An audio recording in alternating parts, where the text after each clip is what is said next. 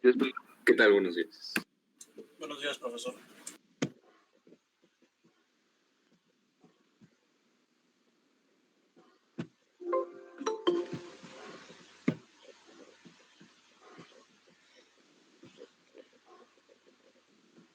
Muy buenos días a todas y a todos que siguen uniéndose. Buenos días, profe. Vamos a continuar. No sé si tengan alguien todavía pendiente de exposición, sino para seguir avanzando con mi tema de trenes de engranes. ¿No hay nadie más?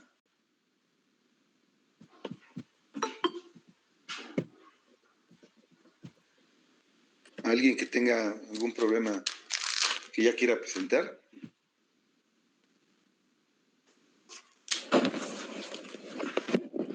Bueno, voy a continuar y el día lunes voy a asignar problemas pero ya para cálculo Profe, yo quiero presentar mi problema. Ok. Si tienen pendientes, adelante, porque ya voy a asignar los problemas de aceleraciones para los 2 puntos adicionales del segundo parcial. Bien, adelante entonces. Estoy al pendiente.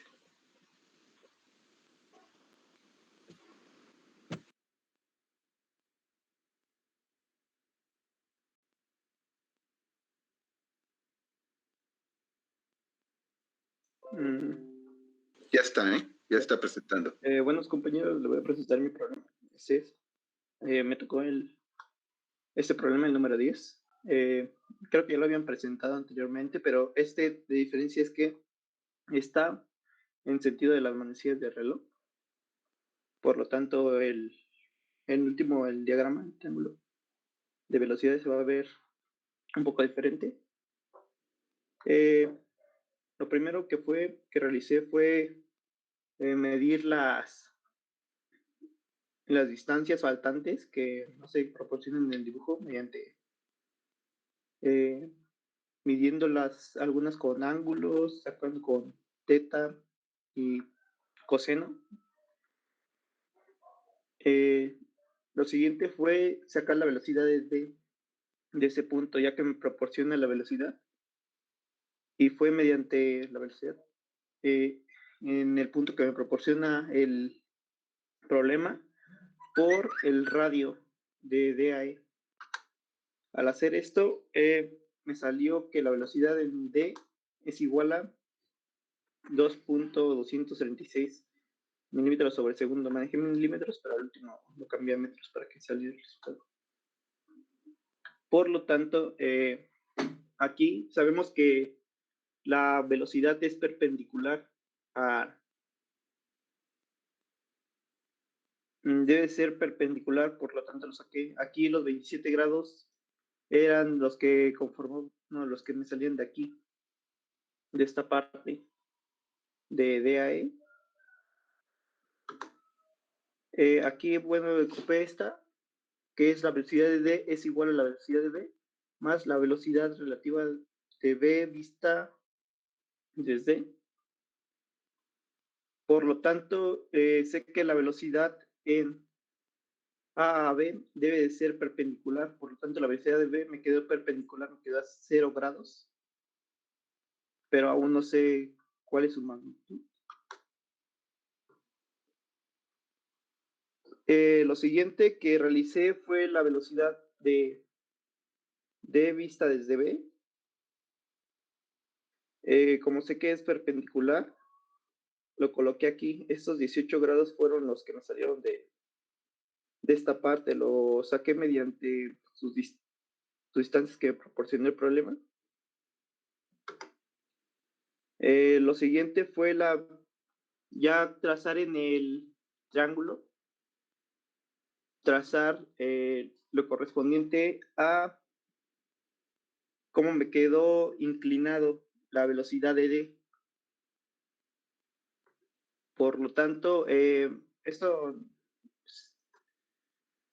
aquí primero tracé una línea, que es una línea de referencia, y tracé la velocidad de D.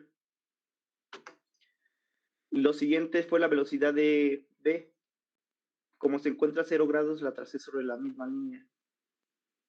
Y ahora tracé la siguiente, es la velocidad relativa de vista de C, que la tracé de esta forma, hasta aquí. Todo lo ocupé con lo que me proporcionó y ya después con los ángulos y ya después medí esas velocidades en el dibujo. Por lo tanto, me quedó así. Y lo siguiente que realicé fue, aquí está, medir en el dibujo cuánto medía y conforme a eso, por ejemplo, aquí sé que la velocidad es 2236 milímetros sobre segundo y en el dibujo me midió esto 570. Para sacar las demás velocidades, lo que hice fue medir en el dibujo, multiplicar los 420, por ejemplo, en este caso, por los 2236 milímetros sobre segundo y me salí y dividirlos entre los 570. Y lo hice con todas las velocidades. Por lo tanto, me salieron esas velocidades que son las que debería de tener al principio. Me salieron con estos valores. Lo siguiente fue hacer hacer una comparación, creo que ya lo había explicado el profe, de extender un poco más para sacar la velocidad de BAF, que era lo que pedía el problema.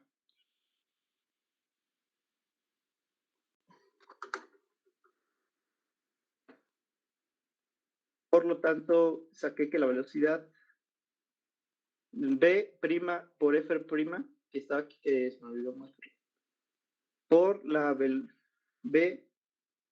por F' igual, que sería la distancia que es esta, por PF, que sería en el dibujo al principio, entre BD, que sería igual proporcionada al principio por el mismo problema en la distancia.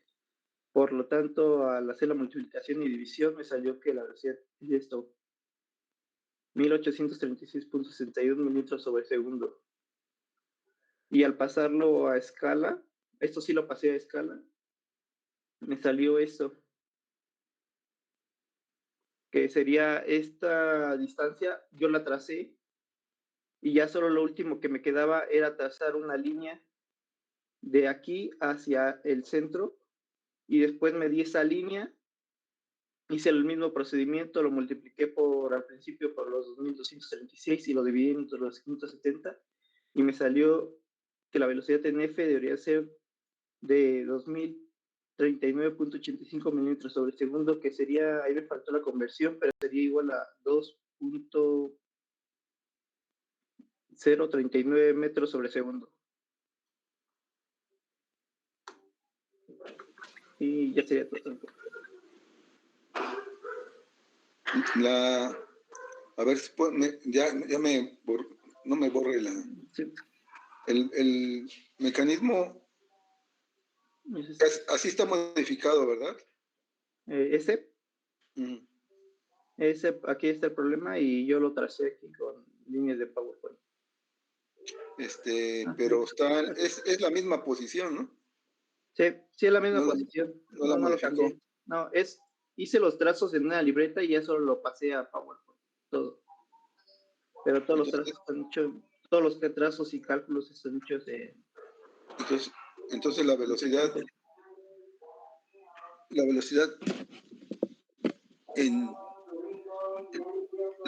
dato es...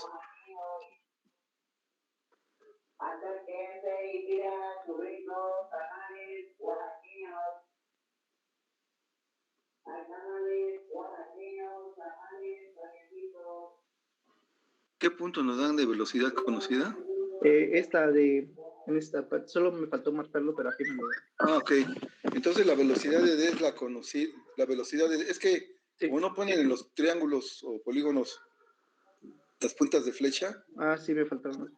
A ver, déjame ver. Entonces la velocidad de D es horario, la velocidad angular del eslabón 2, ¿no? Sí. Entonces, quiere decir que la velocidad de D va hacia arriba y la velocidad de B es horizontal. A ver, pónganme su triángulo de velocidades. Quizá.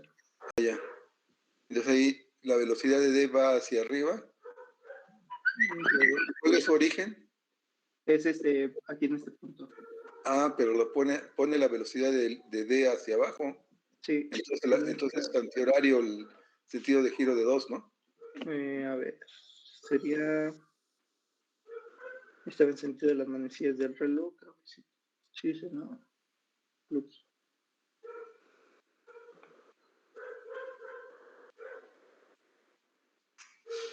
Vea bueno, yo lo coloqué aquí. Ajá. Tiene ese sentido, por lo tanto iba hacia abajo. Ah, correcto. Sí, así está bien. Entonces, esa velocidad que usted está marcando hacia abajo es la primera de la suma. Sí. Y la velocidad del punto B, que es el resultado, también lo tiene marcado ahí. Aquí lo tengo, pero como no sabía el sentido, lo coloqué. Debe ser horizontal. Sí. Entonces debe de partir del origen de la suma que vendría siendo de la cola del vector BD. Entonces debe de tener una línea hacia abajo de BD y otra horizontal izquierda y derecha en el triángulo. A ver, póngamela. Sí, en esta no.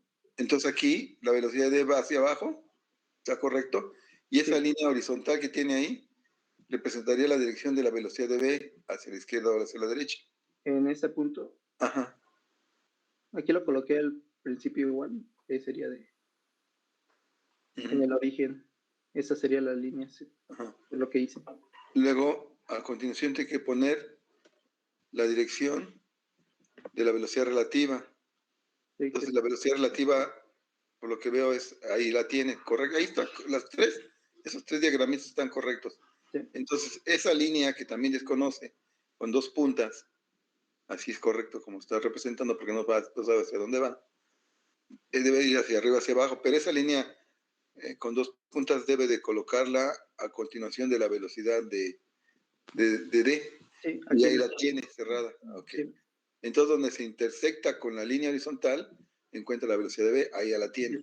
Sí. Es que me confundió. Entonces ahí tiene la punta de la velocidad de B, ahí está. Sí. Ok, y la velocidad de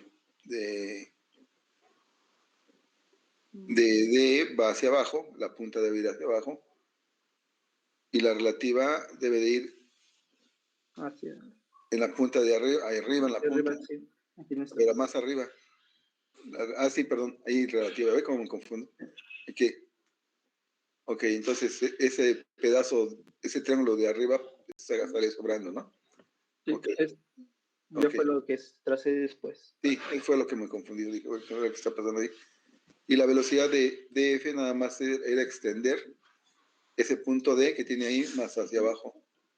¿Más hacia abajo o hacia arriba? No, a ver, hacia arriba. Sí, lo tracé hacia arriba porque estaba así, en el punto B a D.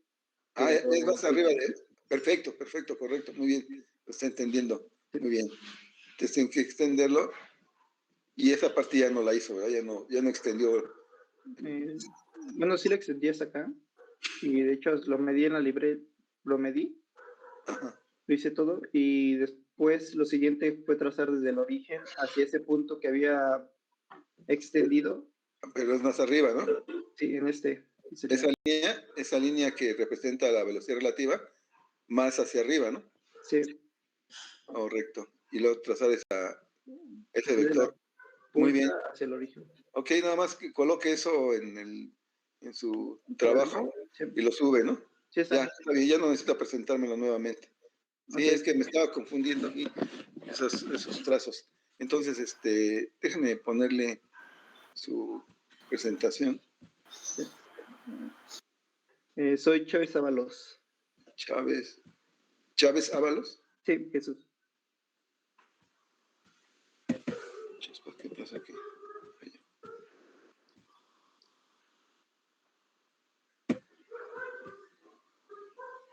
Chávez Ábalos, muy bien.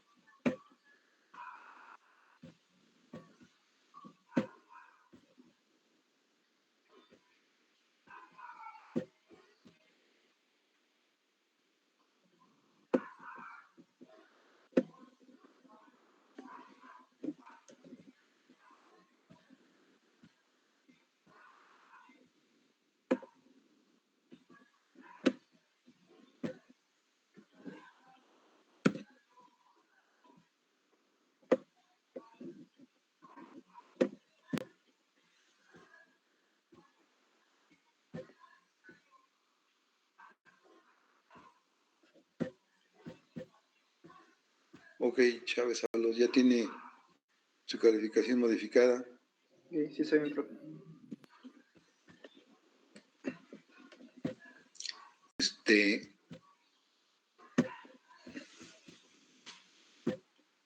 Ya no hay nadie más.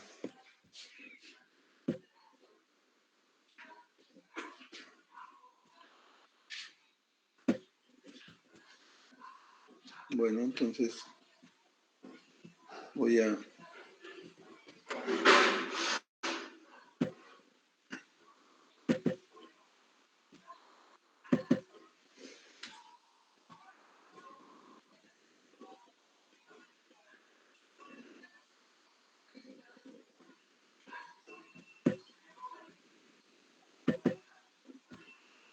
continuar.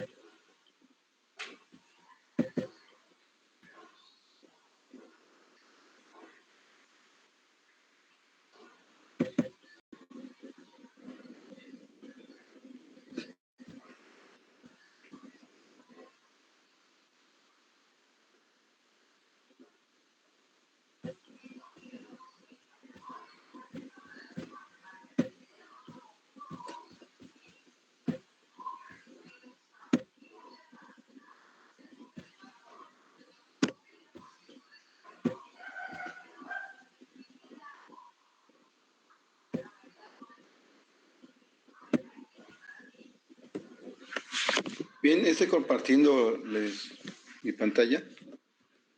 Espero que la estén viendo. Están. Sí, se ve, profe. Entonces estábamos viendo dentro de los trenes de engranes, aquí, bueno, aquí estará un ejemplo.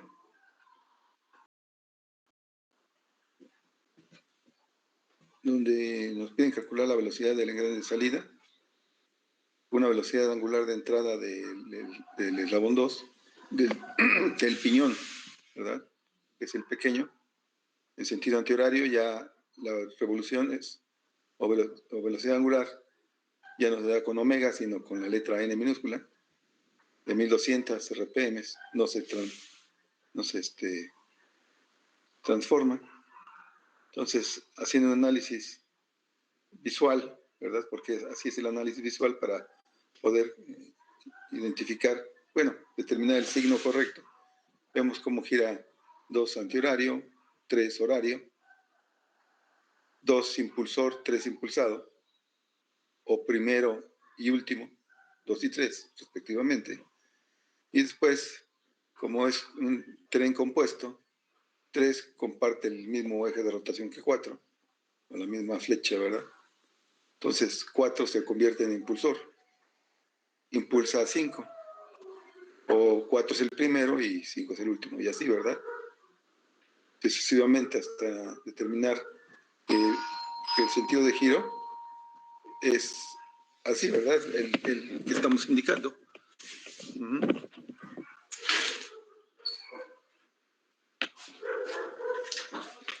Entonces observen que 2 y 8 son sentidos iguales, por lo tanto el valor del tren, y el valor del tren obviamente no es más que la relación, ¿verdad?, de velocidades entre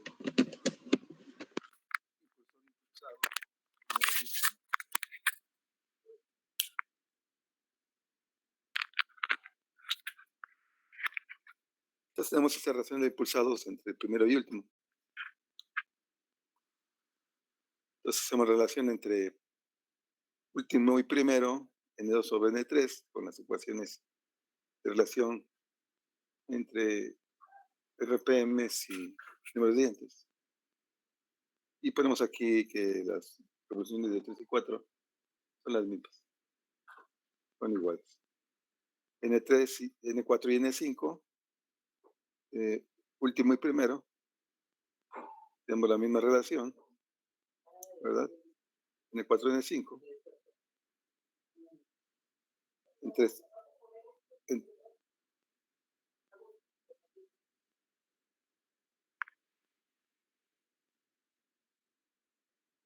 entre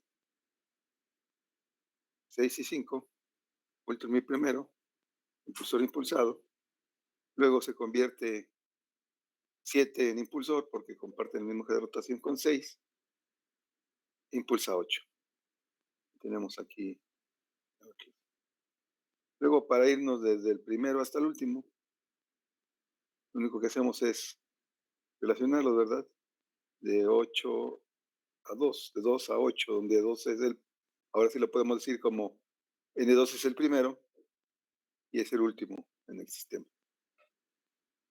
Y los relacionamos entre N2 por N5 N4, y ¿verdad? Nada más sustituimos las relaciones hasta la última. Y encontramos, de acuerdo a esta relación, sustituyendo el número de dientes, ¿verdad? Esto por el número de dientes, para cada relación de revoluciones, pues tendríamos que nos queda N2, N4 y N7, N3, 6 y 8. 3, 6 y 8. Donde la relación entre dos engranes en un tren de engranajes, y así siempre compuesto, incluso para los epicicloides también va a aplicar, donde consideramos al primero y al último, o sea, n del último sobre n del primero, va a ser igual al producto de número de dientes de los impulsores, igual sobre el producto de número de dientes de los impulsados. Esto es igual al valor del tren, que ya vimos que para nuestro ejemplo es positivo, ¿no?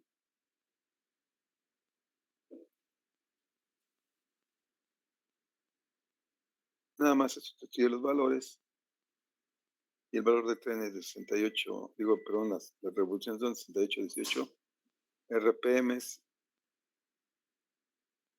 Y ese sentido, ¿verdad?, es el que nosotros identificamos visualmente.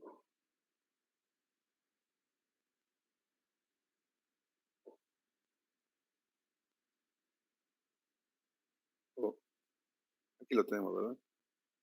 Ese sentido lo colocamos, ¿verdad?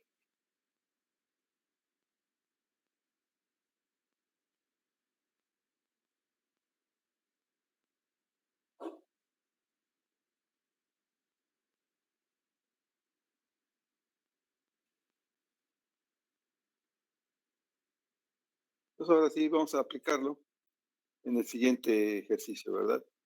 Vamos a empezarlo con calma para poderlo entender.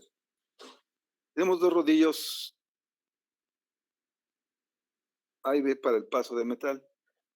Aquí están dos rodillos unidos con cierta separación entre ellos para que pase material. Y la forma de hacerlos girar o son conducidos por un tren de engranes. Estos rodillos son operados con una velocidad periférica de 114.3 centímetros por segundo. O sea que entre el material que va a pasar debe salir a 114 centímetros por segundo en la dirección que se muestra. Aquí tenemos los rodillos, A y B, para que giren, y por esta parte de aquí, ¿verdad?, que estoy indicando, va a pasar material. Aquí están indicando que están cerrados, pero estoy en el entendido de que cuando entren van a hacer contacto entre los tres, entre material y los dos cilindros. Por lo tanto, en el punto de contacto, si estoy considerando que no hay deslizamiento, tienen la velocidad en este mismo punto. Pues quiere decir que es la velocidad del material. Entonces, por eso es que se indica sin sentido. ¿De acuerdo? En el material, perdón. Entonces, voy a tomar en cuenta que están en contacto directo, porque eso se los permite el material. Entonces, omito el material y los junto. Tenemos la velocidad periférica en este punto y hacia la izquierda, con 114.3 centímetros por segundo. La pregunta es,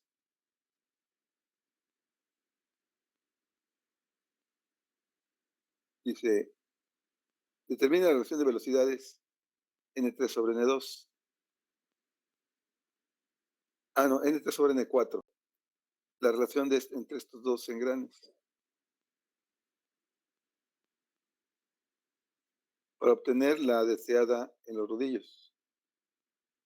Entonces necesito conocer la relación entre estos dos para que me dé en consecuencia la velocidad de salida aquí.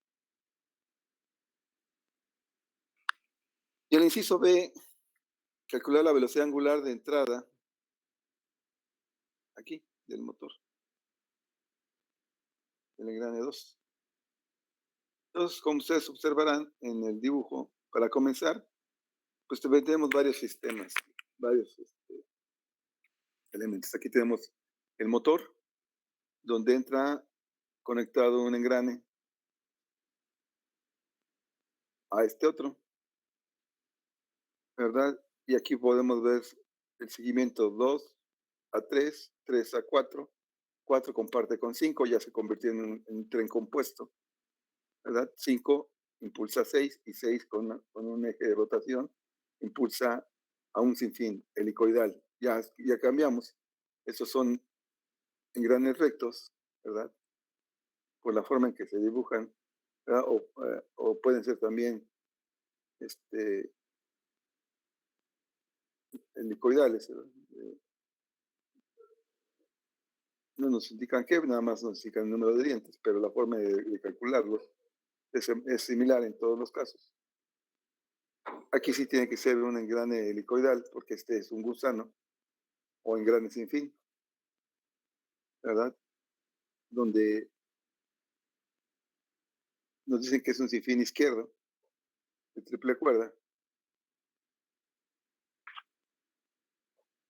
Y por el otro lado, ¿verdad? El motor va a 3 y 3, comunica mediante un eje a otro sinfín 7, 7, 2, un sinfín izquierdo, doble cuerda.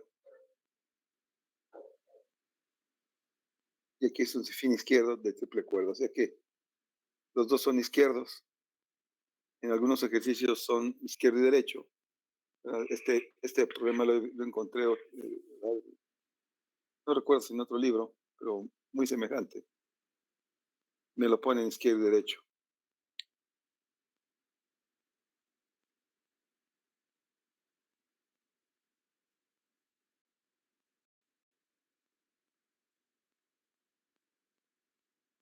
Entonces, aquí lo manejo así. Entonces, son tres tipos. Aquí son dos izquierdos. En otro ejercicio lo encontré izquierdo y derecho. Y en otro no me ponen uno de ellos. Y estoy en el entendido que yo tengo que establecer si este debe ser izquierdo o derecho. ¿Cómo lo voy a saber? Pues de acuerdo al sentido de giro que me den aquí. Y fíjense bien, si yo este elemento, bueno, ya no terminé de conducir. Aquí en el sinfín, en los dos, se conecta otro engrane, una corona 8, y por abajo una corona 12 en cada uno de los sinfines izquierdo de doble cuerda y de triple cuerda, ¿verdad?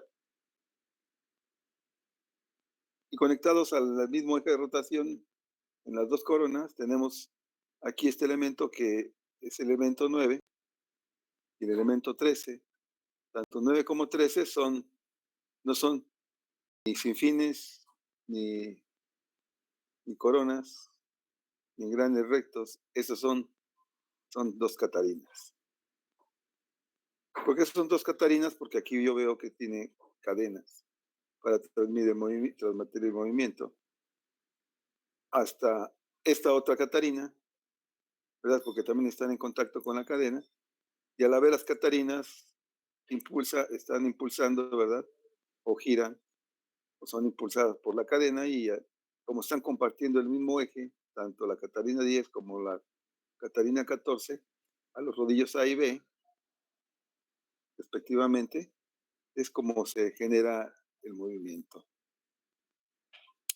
Como aquí la transmisión de movimiento entre catarinas de 9 a 10 y de 13 a 14 se hace a través de cadenas, pues considero que la velocidad en el punto de contacto, la velocidad periférica, se transmite a todo lo largo de la cadena y es la misma en estos puntos de contacto, ¿verdad? Aquí.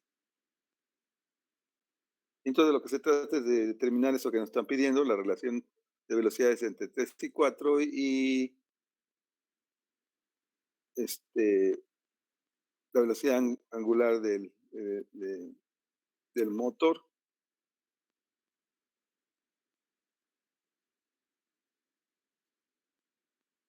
Nos dan los diámetros, ¿verdad? De cada uno de los rodillos. Y bueno, esto de sinfín de doble cuerda y triple cuerda, nosotros normalmente, si no los conocen, para algunos, ¿verdad?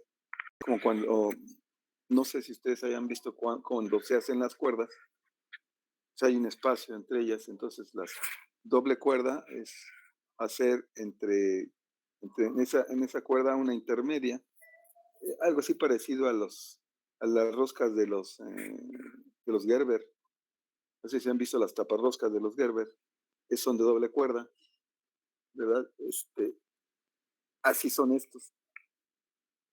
Doble entrada, y esta doble cuerda representa que por cada cuerda es 2 dientes, triple cuerda, 3 dientes, o triple cuerda, ¿no? Como fueran 3 dientes, y eso es para manejar, incluirlo en la ecuación. Esa es la representación, esa es una situación. Otra es que vean cómo yo establezco el sentido de giro aquí de los dos tambores. Pues aquí fácilmente puedo ver cómo 12, el engrane 12 y la catarina 13 van a girar en la misma dirección que el tambor B. Y la catarina 9 y el engrane helicoidal 8, ¿verdad? Van a girar en el mismo sentido el tambor A.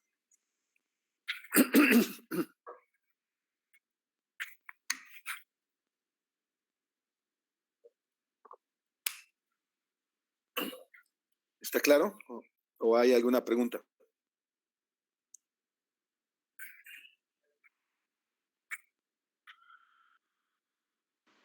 Sí está claro, profe.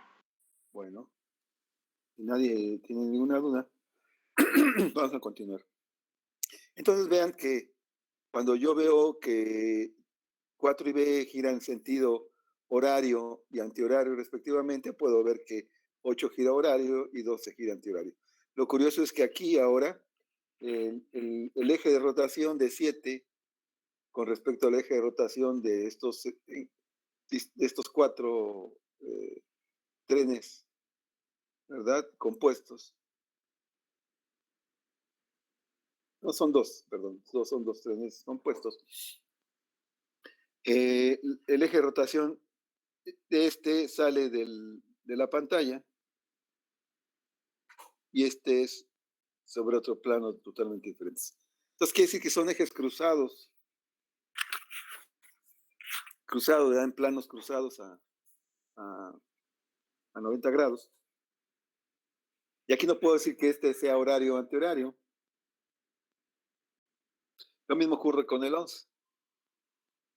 Aquí sí, ¿verdad? Puedo decir que si yo establezco un referente con respecto a un sentido de giro, pues yo puedo decir que este gira, si yo lo veo desde el lado derecho, si yo lo veo, por ejemplo, girar en sentido de las manecillas del reloj, pues 3 va a girar en el sentido de las manecillas del reloj, 2 contrario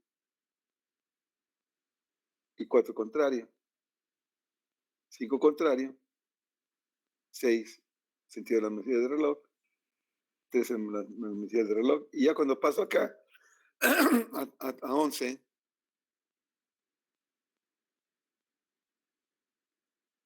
ya no sé hacia dónde girar, ¿verdad? Porque es sentido opuesto. Entonces, hay que establecer bien el sentido de giro, ¿verdad? No es tan fácil como decir es horario o antihorario, sino que hay que establecer criterios, ¿verdad? No, por eso al principio decía que se hace el análisis visual, pero normalmente no es sencillo, ¿no?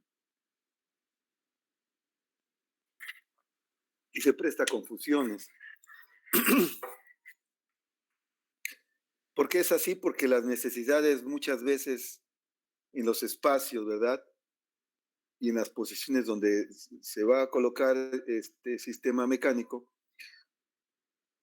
requiere que los ejes necesariamente sean cruzados, ¿verdad? No todo va a ser en un solo plano, sino que tiene que determinarse así, ¿verdad? O con un cierto ángulo, ¿no? No tendríamos aquí el ejemplo físicamente, ¿verdad? Porque es un ejemplo de un texto, un ejemplo de tipo académico y no de manera práctica, pero en la realidad, ¿verdad? En la práctica profesional también ocurre así.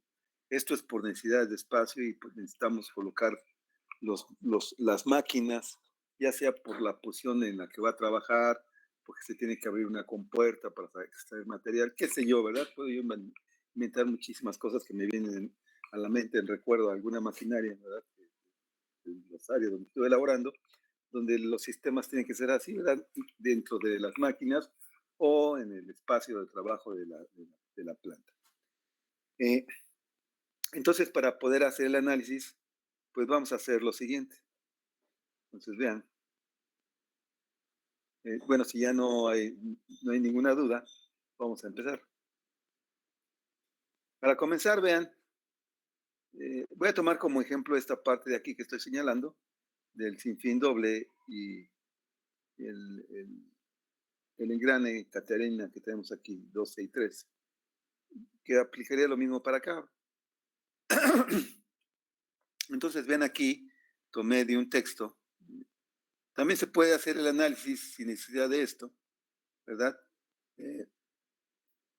Considerando sin fin de, si es triple cuerda derecha e izquierda, vamos a decir, lo voy a mencionar, ¿verdad? Pero no lo voy a tomar en cuenta porque antes lo hacía así, pero sí se prestaba mucho a confusiones y para muchos no es tan fácil de entenderlo. Entonces yo consideraba que esta era una rosca izquierda. Eso quiere decir que los taparroscas, por ejemplo, las taparroscas son de cuerda derecha. Si yo considero la rosca de la botella de PET cuerda derecha y yo le pongo la taparrosca y la giro, una rosca y la veo de frente, si yo veo la boca por donde tomo de la botella de PET, le coloco la taparrosca y la empiezo a girar en sentido de las manecillas del reloj, se va a apretar. Entonces quiere decir que la taparrosca va a alejarse de mi cara. En el caso de una cuerda izquierda, si fuera vamos a poner el ejemplo, si fuera una rosca de cuerda izquierda al PET.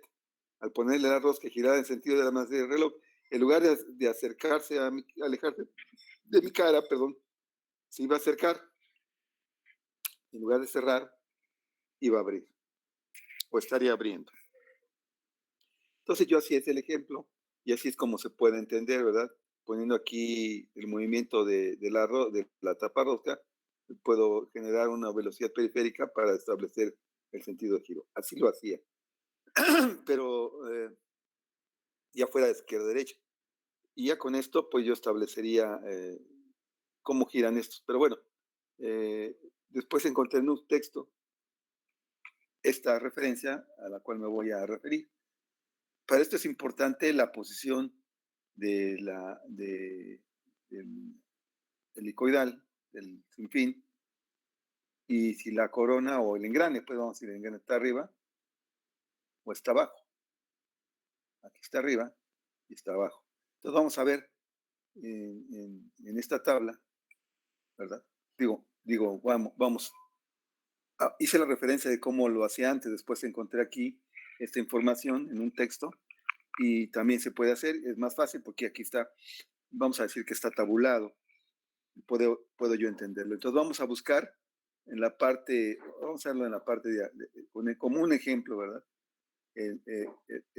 Tenemos aquí, a ver si alcanzan a ver todos sin sacar. Nada más quiero que se vea para no estar moviendo la pantalla. Entonces tendríamos aquí arriba el engrane y abajo el gusano, o sinfín, pues también le llamamos gusano. Entonces esta es una tabla de relaciones izquierda y derecha de empuje y rotación de engranes helicoidal cruzado, que es un sistema muy parecido al que tenemos ahí arriba. Entonces vamos a buscar aquí al engrane arriba, en este sistema cruzado, y al sinfín abajo. Entonces tendríamos arriba y abajo, ¿cuál de estos, si me quieren ayudar, cuál de estos es el que nos corresponde? Para el ejemplo que acabo de mencionar, el de abajo. Lo vuelvo a repetir, ¿verdad? Si me pueden ayudar, ¿verdad? Aquí tengo el cruzado, vamos a decir que este gusano representaría aquí a los de aquí, ¿verdad? Y aquí tengo de frente al engrane cruzado, con eje cruzado. Díganme, ¿a qué caso correspondería de los que tenemos acá abajo?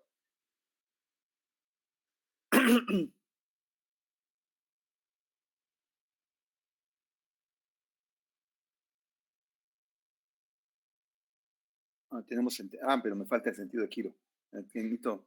Entonces, vean, vamos a tomar 12 y 11, 11 y 12, pero el sentido de giro, vamos a ir aquí, así.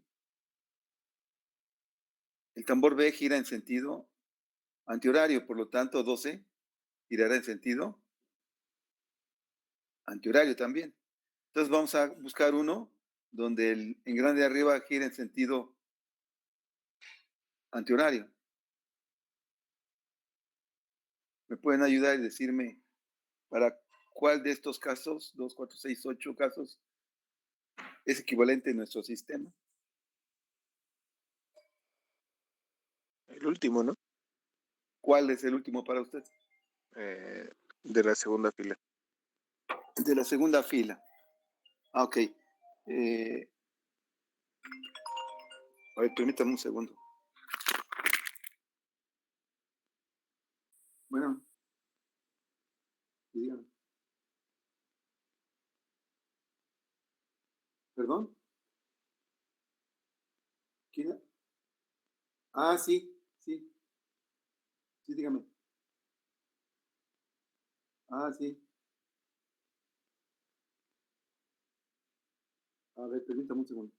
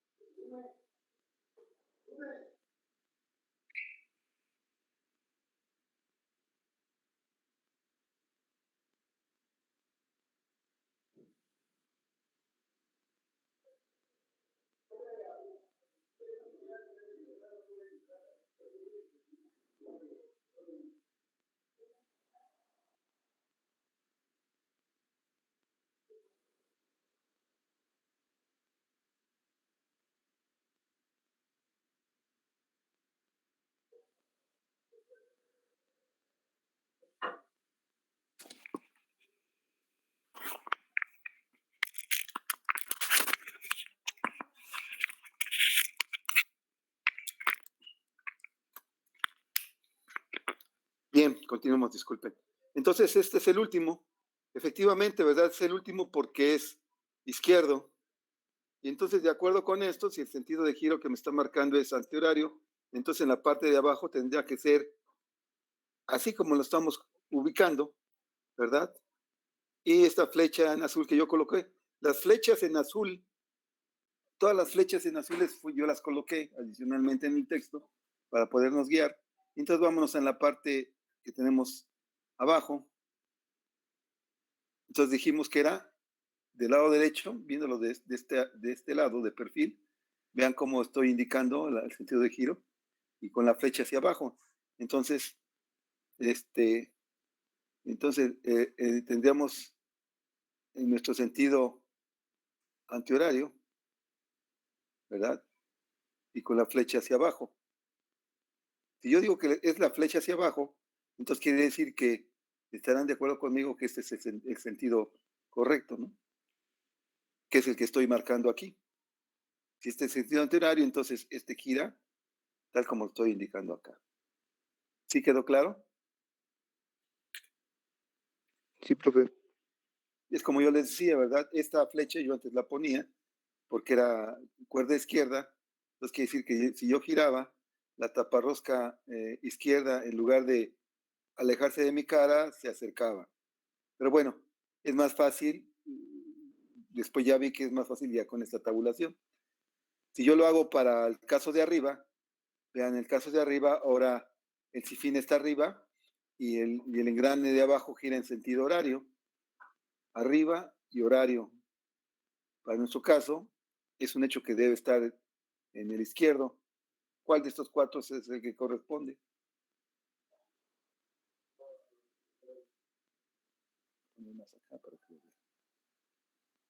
Ahí está.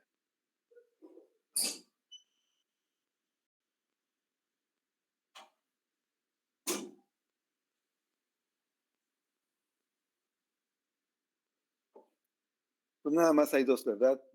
Nada más hay dos posibilidades, ¿verdad? Estos dos que están abajo, porque este está abajo, ¿verdad? Y si gira antihorario o si gira horario, ¿verdad? Que fue en la misma situación.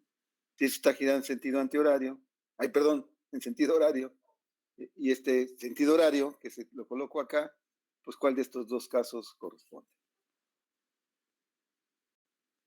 Tercero. El tercero, correcto, ¿verdad? Y por lo tanto, ese es el sentido de giro que coloco, ¿verdad? En sentido, yo no puedo decir, si lo veo desde el lado izquierdo, sentido horario, si lo veo desde el lado izquierdo, sentido horario, ¿no? No, aquí. ¿Sí?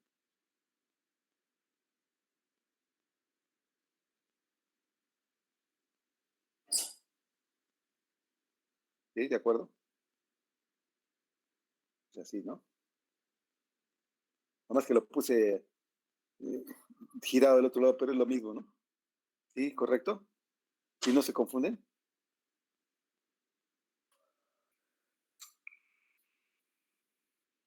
No, profe.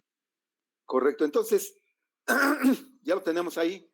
Vean cómo a veces no es tan fácil ubicarlo, ¿verdad? Sí hay formas, sin necesidad de este antecedente. Yo busqué la forma de tratarlo de explicar, o lo explicaba antes de esa forma. Ya con esta tablita que encontré en un texto que estuve leyendo, encontrando, ¿verdad? Ya es más fácil, ¿no? Y es equivalente a la reducción de grandes helicoidales. Con esto de helicoidal cruzado, con eso ya salvamos la situación. Entonces, ya teniendo esto, pues ya puedo ver cómo gira así en sentido, en esta relación, y obviamente el engrane 3, yo no le podría poner el giro, pero para pasarlo hacia acá, pues le pongo esa flecha indicando que así está girando. Yo creo que sí se entiende, ¿no? Aquí en esta zona los dientes están entrando y saliendo por la parte posterior de la pantalla. Y por lo tanto gira en sentido contrario. Vean cómo ahora yo estoy indicando los sentidos contrarios así. Y entonces lo paso acá, gira en este sentido, gira hacia arriba también. Aquí salen los dientes y aparecen en la pantalla. Y aquí también lo hacen, pero hacia abajo. Y al hacerlo hacia abajo, vean cómo gira. Y exactamente coincide con el sentido de giro que yo ubiqué en la tabulación y que también lo hacía con las flechas que yo indicaba antes. En eso no le pueden hacer, necesariamente no le hagan caso, antes lo usaba, ahora mejor lo manejo con la tabla, ¿de acuerdo? No sé si tengan ninguna duda hasta ahí, vean que todo, pues, debe buscar la manera de encontrar el sentido del giro. En ocasiones sí cuesta trabajo, pero ya se encuentra una manera, pues, sencilla de entenderlo, de ubicarlo.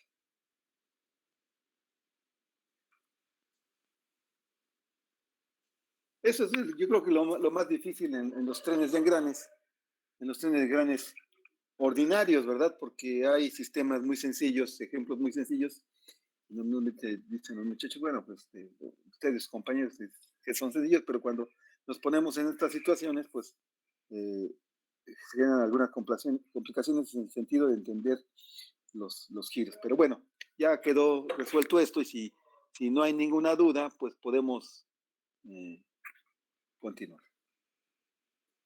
Entonces, a partir de esto, ¿verdad? Decíamos que establecemos nuestros sentidos de giros para determinar la relación entre 3 y 4 y la velocidad de 2. Bien, entonces, una vez hecho esto, el análisis del valor del tren, el sentido 10, fíjense bien que este es de entrada y este es de salida, entonces no puedo decir que es horario antihorario, vean aquí, no, porque no puedo decir que este es horario y este también es horario porque están girados, ¿no? Pero veamos más adelante cómo es. Entonces me están pidiendo esto, la relación entre 3 y 4 y omega 2. Entonces tenemos una velocidad periférica, omega de A y de B. Entonces con esto determino las velocidades, la velocidad periférica con la rueda A, lo hago de esta forma, ¿no? La velocidad periférica de la rueda la velocidad angular de la rueda es igual a la velocidad periférica sobre el radio de A y nos da de 4.5 radianes sobre segundo en el sentido que está indicando aquí. La omega A es la omega de 10 o N10, ¿verdad? Y lo mismo haría para el caso de abajo. La velocidad periférica con la omega de B y la velocidad periférica, ¿verdad? Entonces, para el otro caso, omega B con la velocidad periférica que es de 114, pero ahora con el radio de la otra rueda. Eso es para transformarlo a las pulgadas, nos da de 6 radianes sobre segundo. Ya tenemos las velocidades de 6 de arriba y de 4.5 abajo.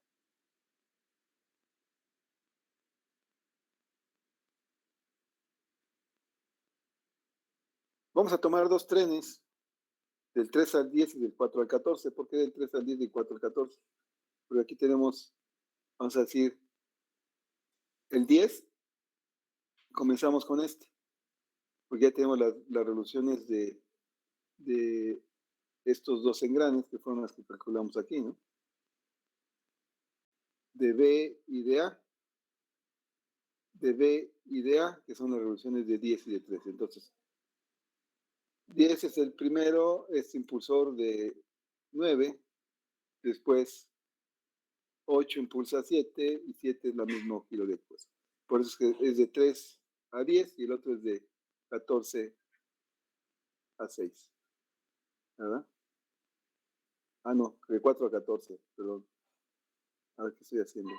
De 3 a 10, de 3 a 10, sí, perdón, y de 4, venimos de aquí, ¿verdad?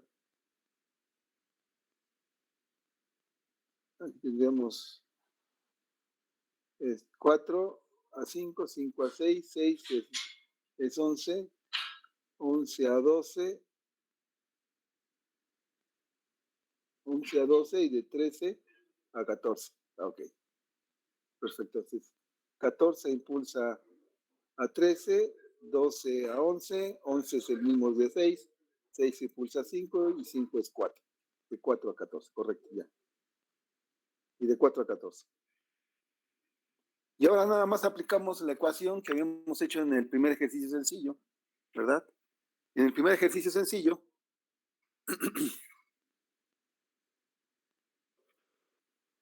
tendríamos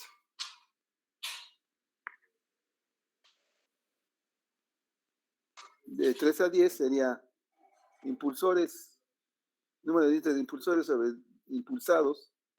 Tendríamos impulsor 10, impulsado 9, impulsor 8, impulsado 7. Entonces los impulsores son 10 y 8.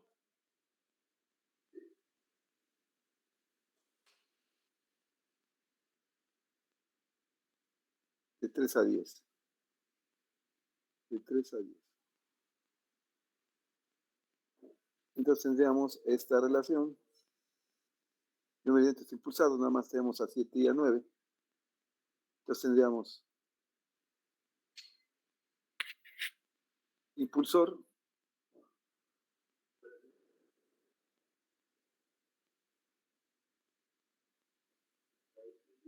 perdón, es que estoy comenzando desde acá la relación, perdón. Me quiero seguir con esta situación, no, pero estoy con la relación de aquí.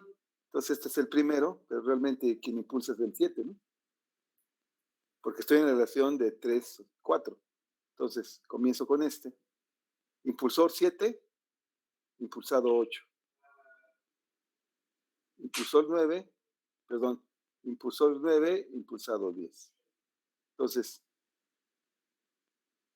7 y 9 son impulsores. 7 impulsa 8 y 9 impulsa 10. Entonces 7 y 9 impulsores y 8 y 10 son impulsados. Pues ya lo tenemos aquí. 8 y 10 son impulsados. Ahora sí. Nada más sustituyo los números de dientes que tengo en la figura 2, 24 y 60, 20.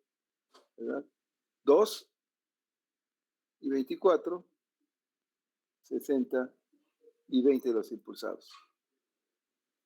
Y ya tengo mi valor del tren, es de 0.04, es negativo. Quiere decir que el movimiento desde 3 hasta el diámetro va a ser de reducción. Obviamente, ¿verdad? Porque el motor viene con revoluciones altas, tiene que sacar menos velocidad para que la salida del material sea más lenta, ¿verdad? No que salga como bala. Entonces aquí tenemos nuestro valor del tren y nada más lo sustituimos en esta ecuación de N3 sobre N4.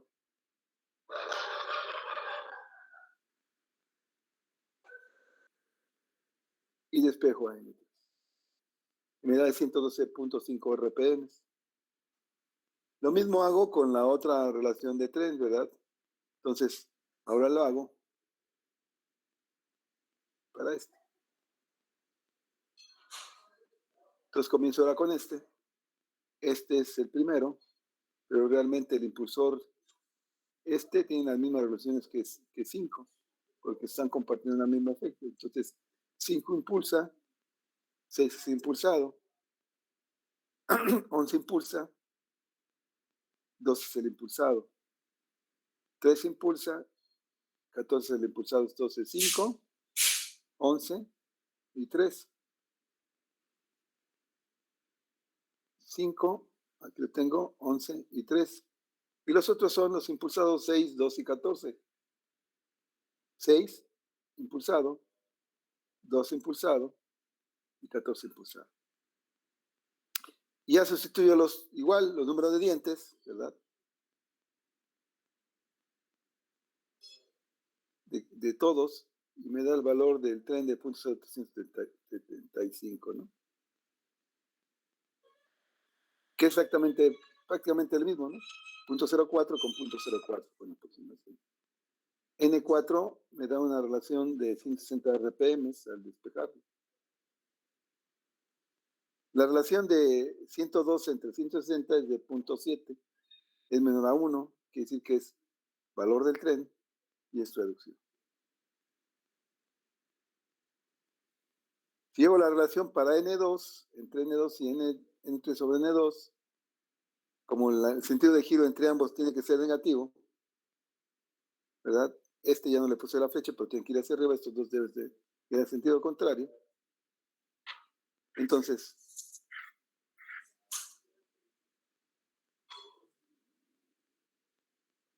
negativo, sustituyo el número de dientes de los engranes de la figura, y N2 me da un valor, ¿verdad?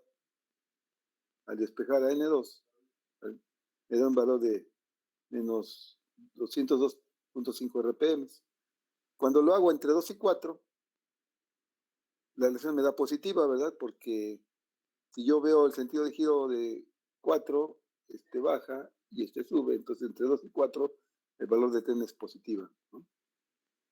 Entre 3 es negativa, y entre 2 y 4 es negativa, y entre 2 y 3 es negativa, y entre 2 y 4 es positiva. Y cuando lo sustituyo, ¿verdad? 15 sobre 19 y despejo N2 me da un valor de 202.6. Casi lo mismo, ¿no? Aquí la diferencia es que una es negativa y la otra es positiva por la misma razón que estoy exponiendo. Y así se resuelve el problema.